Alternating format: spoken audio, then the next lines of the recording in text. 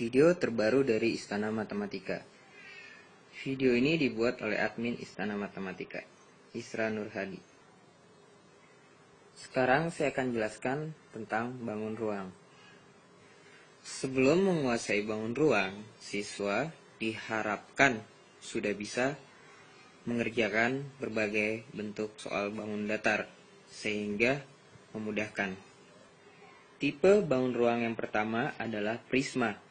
Contohnya adalah seperti ini. Tabung. Bangun tabung ini termasuk kategori prisma. Ya. Kenapa disebut kategori prisma?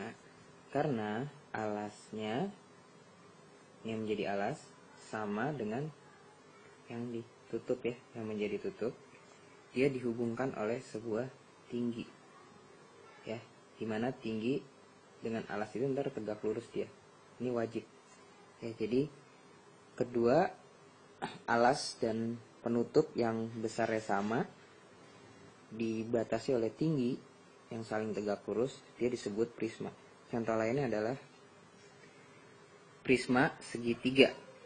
Ya, di sini sudah kita lihat alas dan tutup ya, dia sama dan dibatasi oleh tinggi yang dia itu tegak lurus dengan alasnya.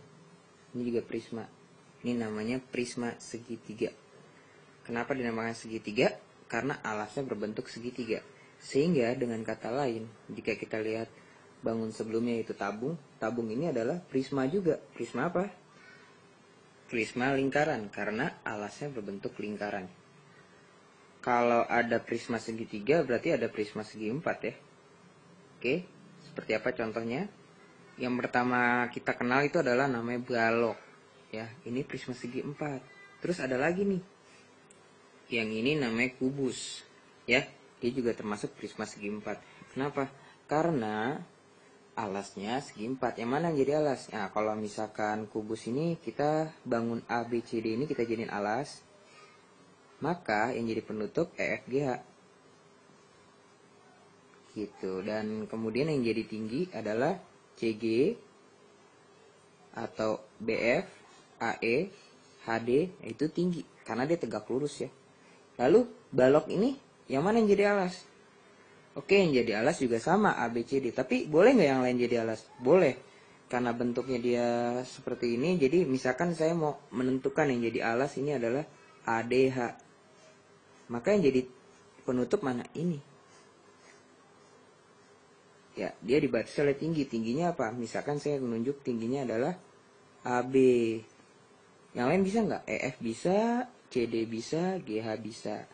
Nah, ini adalah prisma segi empat ya. Jadi inti dari prisma itu adalah sebuah bangun ruang yang alas dan penutupnya besarnya sama atau luasnya sama. Harus sama ya. Dan kemudian dia dihubungkan oleh sebuah tinggi yang tegak lurus dengan alas atau penutupnya. Itu inti dari prisma. Nah, sekarang kita cari volumenya.